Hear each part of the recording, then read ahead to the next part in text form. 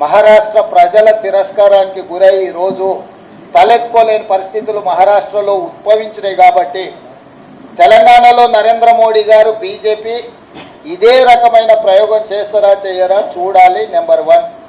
Number 2, ప్రపంచంలోనే అత్యంత అవినీతిపరుడు చంద్రశేఖరరావు అని ఆరోపణ చేసి ఈ దేశంలోనే కుటుంబ పార్టీ అవినీతి కుటుంబం అని ఆరోపణ చేసింది కేసీఆర్ పార్టీని, కేసీఆర్ కుటుంబాన్ని. వీళ్ళతో బీజేపీ ఎట్లా జట్టు కడుతుంది, ఎట్లా సమర్థించుకుంటారో బీజేపీ నాయకులు ఇప్పుడు ప్రజలకు వివరించాలి. వీటన్నిటి నేపథ్యంలో ఈ అన్నిటిని విశ్లేషించడానికి ఇంకా కొంత సమయం పడుతుంది.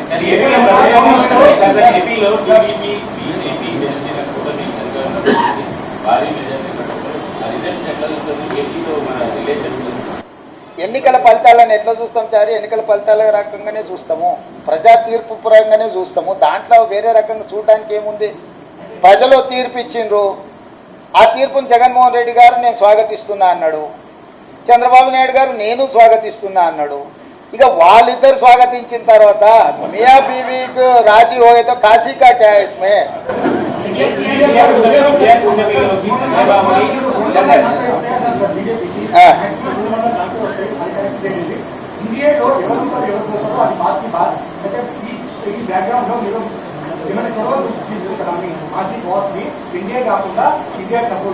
నీ సూచన ఏంది రాహుల్? ఏం చేస్తే బాగుంటుంది? నీ సూచన ఏందంటూ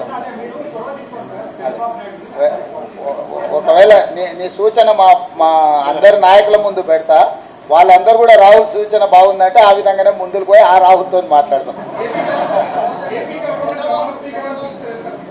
ఏ ప్రభుత్వమైనా ఏర్పడినప్పుడు ఆహ్వానించినప్పుడు పార్టీలో చర్చించి నిర్ణయం తీసుకుంటాం. వ్యక్తిగా నేను నిర్ణయాలు తీసుకోవడానికి ఉండదు. పార్టీ సూచనల మేరకే నేను వ్యవహరించాల్సి ఉంటుంది. ఇది సిద్ధాంతపరంగా రాజకీయ పరంగా పార్టీ తీసుకోవాల్సిన నిర్ణయము. ఏ ప్రభుత్వం ఏర్పడ్డా స్నేహపూర్వకమైన వాతావరణంలో సమస్యలు పరిష్కరించుకుంటామని నేను ముందే చెప్పిన. ఈరోజు కూడా నేను ఆ మాటకున్నా. ఆంధ్రప్రదేశ్లో ఏ ప్రభుత్వం ఏర్పడ్డా ఆ ప్రభుత్వంతో సంప్రదింపులు చేపట్టి రాష్ట్ర సమస్యల్ని శాశ్వతంగా పరిష్కరించుకుంటాము. ఉమ్మడి క్యాపిటల్ చట్టపరంగానే సమస్య పరిష్కారం అయిపోయింది. హైదరాబాద్ నగరం ఇప్పుడు తెలంగాణకు రాజధాని అంటే ఒక కీలకమైన సమస్య ఆల్రెడీ చట్టపరంగా పరిష్కారం అయింది. మిగతా ఆస్తుల పంపకాలకు సంబంధించి, నీటి పంపకాలకు సంబంధించి ఉన్న సమస్యల్ని తప్పకుండా కూర్చుంటాం, చర్చించుకుంటాం, పరిష్కరించుకుంటాం. మాకేం బేసిజాలు లేవు. రాష్ట్రం యొక్క అభివృద్ధి, రాష్ట్రం యొక్క అభ్యున్నతి కోసము ఎవరితోనైనా చర్చించడానికి మేము సిద్ధంగా ఉన్నాం, పరిష్కరించుకుంటాం. ఏం ప్రభాకర్?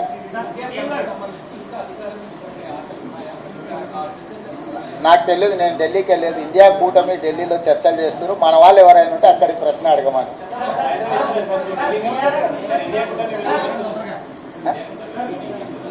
ఇండియా కూటమిలో జాతీయ నాయకులు ఆ కూటమిలో ఉన్న వివిధ భాగస్వాములనే ఇప్పటికి పిలిచిండ్రు. ఇంతవరకు అయితే ఆహ్వానం రాలేదు. ఏదైనా ఢిల్లీకి సూచన చేస్తే మీరు తప్పకుండా వెళ్ళండి.